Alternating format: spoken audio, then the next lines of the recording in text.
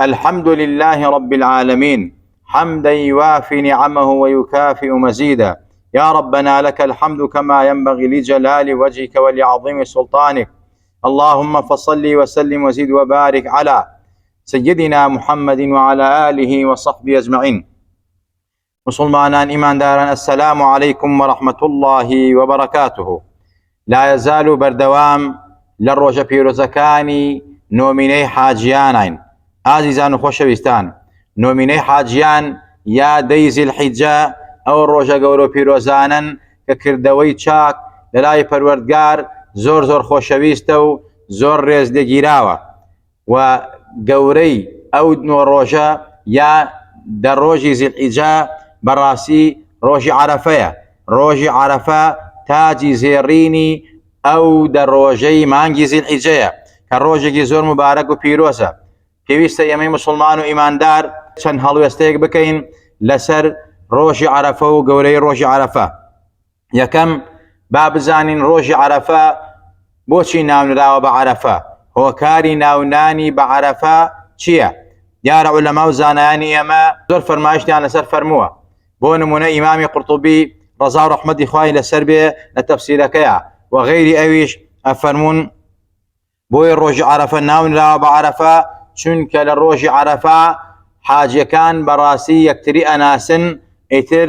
ناونراوە کێوی عەرەفە یعنی شوێنی ناسینی حاجیان و ڕۆژەکەیش بەهۆی ئەو مەکانەوە بەهۆی ئەو شوێنە پیرۆزەوە ناونراوە ڕۆژی عەرەفە یعنی ڕۆژی یەکتر ناسین لە کێوی عەرەفە حاجی هەموو وڵاتان.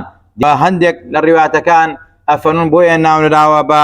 عەرەفە ڕۆژی عەرەفە یا کێوی عەرەفە لەبەر ئەوەیەکەوە لەو کات و ساتەی کەوا حەزەتی ئیبراهیم خوای تەبارەک و تەعالا ئەمری پێکرد کە بڕوا ماڵی بیت لەوێ دروستکە و ئینجا حەجی ماڵی خوا بکە و ئەمریش بە خەڵکی بکە بێن بۆ حەجی ماڵی بیت. لەو کات و ساتە خوای تەبارەک و تەعالا حەزەتی جبرەیلی نارد بۆ خزمەتی لەسەر کێوی عەرەفە بوون. لەو کات و ساتە حەزەتی جبرەئیل پێی ئەفەرموو هەل عەرەفتە یعنی شوێنەکانی پێی نیشانەدا مەشعەر الحەرام و باقی شوێنە پیرۆزەکانی تر. لەو کاتە حەزەتی ئیبراهیمیش لە وەڵامی ئەیفەرموو عەرەفتو بەڵێ زانیم بۆیە ئیتر ئەو ڕۆژە ناونرا بە ڕۆژی عەرەفە و کێوەکەش ناونرا بە کێوی عەرەفە. و هەروەها هەندێک لە ڕیواتەکان ئەفەرموون نەخێر بۆیە ناونەداوە بە عەرەفە و ڕۆژی عەرەفە و کێوی عەرەفە لەبەر ئەوەیەکەوە حەزەتی ئادەم و حەوا کاتی خوای تەبارەک و تەعالا لە بەهەشت دەریکردن و ناردنیە سەر ئەرز لەسەر کێوی عەرەفە بە یەک شاد بوونەوە و یەکتریان بینیوە و یەکتریان ناسیەوە بۆیە ناونرا بە ڕۆژی عەرەفە و کێوی عەرەفە و ڕۆژی عەرەفە ئەو ڕۆژە پیرۆزەیەکەوە ڕوکنی عەزیمی حەجی تایە. پێغەمبەری خوا فەرمێت الحەج عەرەفە، حاجی لە عەرەفەیە بە حاجی. هەر کەسێک بەڕاستی لەسەر کێوی عەرەفە ڕانەوەستێ لە ڕۆژی عەرەفە بەتایبەت لە دوای زەوالەوە ئەگەر بە لەحزەیەکیش بێت ڕانەوەستێت بەڕاستی حەجەکەی دروست نییە و نابێ بە حاجی و هیچ شتێک قەرەبووی ناکاتەوە لە حەیوان سەربڕین و لە فیدیە و ئەمانە چونکە ڕوکنی عەزیمی حەج عەرەفەیە و وەستانە سەر کێوی عەرەفە لە ڕۆژی عەرەفەوە دەست پێەکە حتا پێش نوێژی بەیانی ڕۆژی جەژن هەر کەسێک ڕاوەستێ لەسەر کێوی عەرەفە بە حاجی وەک پێغەمبەری خوا فەرمێت الحەج عەرەفە فمن أدرك الليلة عرفة قبل طلوع الفجر من ليلة جمع فقد تم حجه. أفرمي هر کەسێک بەڕاستی لە ڕۆژی عەرەفەوە حتا پێش نوێژی بەیانی ڕۆژی جەژن ڕابوەستێ لەسەر کێوی عەرەفە ئەگەر بە لەحزەیەکیش بێت ئەوەی تر حەجەکەی تەواو دروستە. ڕۆژی عەرەفە ئەو ڕۆژە پیرۆزەیەکە بەڕاستی یەک ڕۆژێکە لە ڕۆژەکانی ئەشهور الحوڕوم ئەوانەی کەوا ئەو مانگانەی کەوا قتل و قتال و تاوان و معصیەت تیا حرام کرا و تاوانەکەی زۆر گەورەیە. إن عدة الشهور عند الله 12 شهرا في كتاب الله يوم خلق السماوات والأرض منها 4 حرم کە چواریان قەدەغە کراوە. ڕۆژی عەرەفە یەکێکە لەو ڕۆژانەی ئەو مانگانە کە مانگی زیلحیجەیە. ئازیزان و خۆشەویستان، و هەروەها ڕۆژی عەرەفە یەکێکە لەو ڕۆژانەی کە خوای تەبارەک و تەعالا بە ئەشهورul حوڕم ناوی بردووە. ڕۆژی عەرەفە یەکێکە لەو ڕۆژانەی کەوا ئەیام المەعلوماتە کە خوای تەبارەک و تەعالا دایناوە حاجیان ذکری زۆری تیا بکەن ليشهدوا منافع لهم ويذكروا اسم الله في أيام معلومات. أيام معلومات ئەو دەڕۆژەی مانگی زیلحیجەیە کە بە تایبەتی بۆیە پێغەمبەری خوا فەرمێت بەڕاستی ئەفضل ئەیامی الدنیا ئەیامی ذیلحیجە، بەڕاستی گەورەترین ڕۆژەکانی ساڵ ئەو دەڕۆژەی مانگی زیلحیجەیە کە خوا بە ئەیام المعلومات ناوی بردووە، ڕۆژی ذکر و تەمجید و تەقدیس و تحمیدی پەروەردگارە. و هەروەها ڕۆژی عەرەفە ئەو ڕۆژە پیرۆزەیە خوا لە قورئانە سوێندی پێ خواردووە والفەجر واللەیالین عەشر. ئەو ڕۆژە پیرۆزەیە کە خوای تەبارەک لە سوورەی بروجە بە تایبەت بە یەوم المەشهود ناوی بردووە، وەکو ئەفەرمێت والسەمائی ذات البروج واليوم الموعود وشاهد ومشهود. ئازیزان و خۆشەویستان، خوای تەبارەک و تەعالا سوێندی پێخوا. یەوم الموعود ڕۆژی قیامەتە، شاهید ڕۆژی جومعەیە، مەشهود ڕۆژی عەرەفەیە کە خوای تەبارەک و تەعالا سوێندی پێ خواردووە. ڕۆژی عەرەفە ڕۆژێکی ئەوەندە گەورەیە، ئەوەندە پیرۆز، ئەوەندە مبارەکە، بۆیە خوا سوێندی پێ خواردووە. ئەگەر ڕێزلێگیراو نەبوایە خوای تەبارەک و تەعالا زیادە فەزڵێکی پێ نەدایە، سوێندی پێ نەخوارد.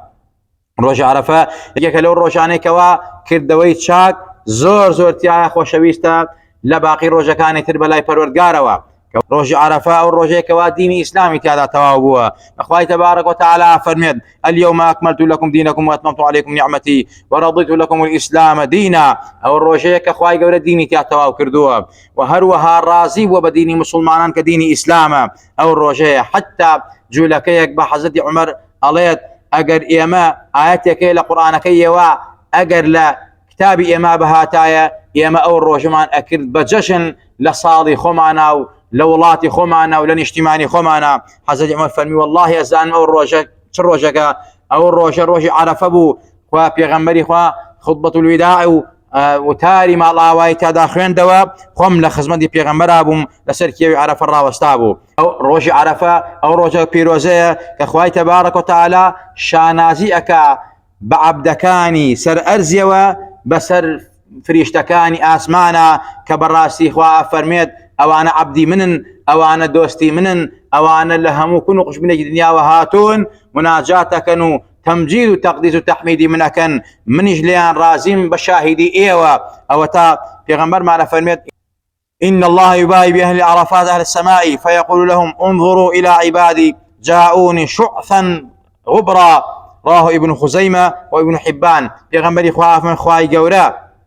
شانازیەکە بە ئەهلی عەرەفاتەوە بەسەر ئەهلی سەما کە فریشتەکانی لێ پێیانە فەرمێت ئەی فریشتەکانی من ئاگادار بن، ئەها عەبدەکانی من، ئەها بەندەکانی من چۆن هاتوون لە هەموو کون و قوشبێکی دنیاوە مناجاتەکەن و لبيك اللهم لبيك أكن دلن لبيك اللهم لبيك لبيك لا شريك لك لبيك تقديسي من أكن تحميدي من أكن تهليل أكن ومن بقول أزان وداولة من أكن أواي وشاهد من ليان خوشم ليان رازي أبم وداواو دعا كان بو خويانو أوانش كأيكن جيرايكم أزان خوشويستان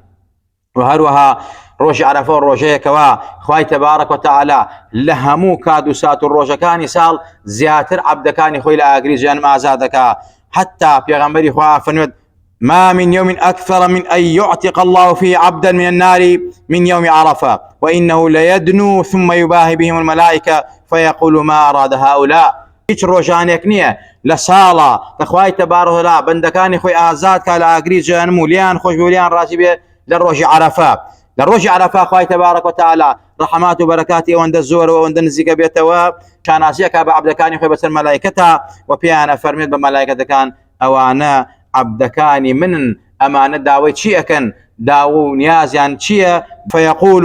ما ئەراد هؤلاء ئەم عەبدانەی من ئەم بەندانەی من داوای چی ئەکەن من لیان ڕازیم و من لیان خۆشەوم. ڕۆژی عەرەفە ئەو ڕۆژەیەکەوە شەیطان لە هەموو ڕۆژێک زیاتر زەلیلترە و ڕسواترە و داماوترە و بەدبەخترە سووکترە چونکە پێغەمبەر ئەفەرمێت ما رؤي الشيطان يوما هو فيه أصغر ولا أدحر ولا أحقر ولا أغيظ منه في يوم عرفة وما ذاك إلا لما رأى من تنزل الرحمة براسي في غمر أفرميد هيش كاتك شيطان نبي نداوى أن درسوا ونابوت وبدبخت سوق به للروج عرفة بو چونك براسي للروج عرفة شيطان أبينيه أوهم الرحمات أوهم نفحات أوهم بركات ليخرجوني پروردگار بو عبد بندكاني خوي آلبر أوي كوا شيطان دجمني مروفايات إنسانيته وبي خوش نية عبدكان خواليان خوش به بينا خوش أوهم الرحمة أبينيه أوهم لبردني خوا أبينيت أوهم بركاتي پروردگار أبينيت بويا لو الروجا شيطان لا همو الروجا كانت رسال رسواترو سوكترو داماوترو بدبخترا بويا وهروها هل حديثا واردة أفرميت روجي عرفة وان دقورو بيروزا هر کسی گمانی هبه لا محبتی خوا لا رحمتی خوا لا رزی پروردگار لا خوشبونی پروردگار گمانی به خوا لی خوش نابه براسي گورتين تاواني كردو گورتين گناهي كردو بويا مأويس مبن روجي عرفة روجي گورو مباركة آجزان وخوشويستان يما للروجي عرفة أبي آقامان لو بيت كأو روجة مباركة كأوند بيروز مباركة بو حاجيان وغير حاجيج كومالا كردوي تيايا سنته ومستحبة كما ينزق بنوانا پروردگارا ما يي رزابني پروردگارا ما يي عزتي دين ودنيا معنا اويش براستي ام اسلامه وام پیغمبر نازداره بو ميدانا ويمل الروج عرفه انجامي بدين يكيك لو عملوا كردوانا او يكوا روجو قرتنا كبراستي پیغمبري خوا صلى الله عليه وسلم سال بو هر نو روجه قرتوها وكو دايك ايمان داران افرميت وكو چون عاشوراء وتاسوعا قرتوها وكو چون عاشوراء قرتوها وكو چون لهم ما سي روج بروجو بو وكو چون دوشم بيان شمان بروجو بو وهروا على حديثك پیغمبري خوا لباري روج عرفه افرميت صيام يوم عرفه احتسب على الله ان يكفر السنه التي قبله والسنه التي بعده من روج عرفه حسابكم لسر پروردگار كبي كذا كفارو داشكاني تاواني سالك الرابردو وسالك داهاتو ام حديث امام مسلم رواياتي كردوها يعني خيري دو صالي هي داشكاني تاواني صغيره وحق الله بحق الناس نبي اقاما لو بي نكابرا ظلمي كردو واستبي كردو تاواني دنياي كردو تاواني كبيره هبي بلا يتخو بروجك عرفه من نجات ما بي والرزقار ما بي اتر خواليم خوش بين نخير حق الناس بيديتوا مالي خلقت خوارد بيديتوا باسي خلقت قردني ازا داوي قردنا زايل يبكي اما حق الناس خوال حق الله خوش بي جناعي صغيره بي نق جناعي كبيره بي يجت لو كردواني كوال روج عرفات زور سنه وزور خيره بيقوسنو اقام اللي بي دعاء كردنا الدعاء سلاح المؤمن دعاء سلاح انساني مسلمانه وبيغمبر فرمي صلاه والسلام الى سربيه خير الدعاء دعاء يوم عرفه باشترين دعاء روج عرفه دعاء سلاح وشكي مسلمانه بلام للروج عرفه باشترين دعاء روج عرفه اقاما لوبيت والليادي نكين ام حديث امامي ترمزي الروايات كردوها رضا رحمه اخوان لسربيه عزيزان وخوشويستان وهروها يكيت لو كردواني كمستحب وزور خيره للروج عرفه انجامي بدين اويش اوي زور بلين لا اله الا الله وحده لا شريك له له الملك وله الحمد وهو على كل شيء قدير پیغمبر خوا فرمید صلى الله عليه وسلم وخير ما قلت انا والنبيون من قبلي لا اله الا الله وحده لا شريك له له الملك وله الحمد وهو على كل شيء قدير افرمید باشترين وشيك رستيك جمليك كمنو پیغمبراني پیش منيش وتبيت من شعار وسروت من به هميشه لسري بردوام بوبين ام ذكريك وذكري لا اله الا الله وحده لا شريك له له الملك وله الحمد وهو على كل شيء قدير اما زور بلينا ولا روج عرفه حتى قديماني ايما خلقيان وتربيت كردوها كبتوان للروج عرفه چندين تسبيع بكن يا ختمي اما بكن كحفتا وشش هزار جاره كخيري ختمي قراني هي وكو قياسا لسحر فكاني قران عزيزان وخوشويستان وهروها تكبير ليدان لم نرجع انسان اتواني ذكر باقيات الصالحات تكبير ليدا الله اكبر الله اكبر الله اكبر الله اكبر لا اله الا الله بمشي واسوق شلون لجشن خانا ايليت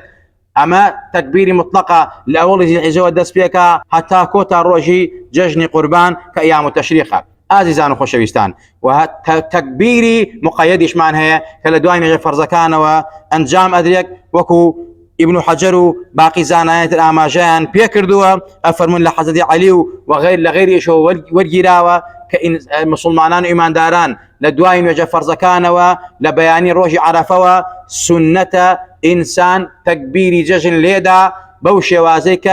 لججن كان ليدي الله أكبر الله أكبر الله أكبر لا إله إلا الله الله أكبر ولله الحمد بمشي وازا أم تكبيرة دس بيك حتى عصري آخر روجي أيام التشريق كآخر روجي جشن قربانه يكيت اللوشتاني كوا للروجي عرفة زور سنة وزور خيرة وزور قورية وما يقبل بوني دعاء كان معنا اوش اوه خوێندنی هزار جار سورة إخلاصة اما بحديث بيغمري خواه ثابت بوا هرچند حديثك ضعيفة ولاوازة بلان بفضائل الاعمال عملي بيكريد حديثك لكنز العمالة هاتوها وهروها غير اويش ناويتك ابو شيخ روايتي كردوها وبيغمري عبد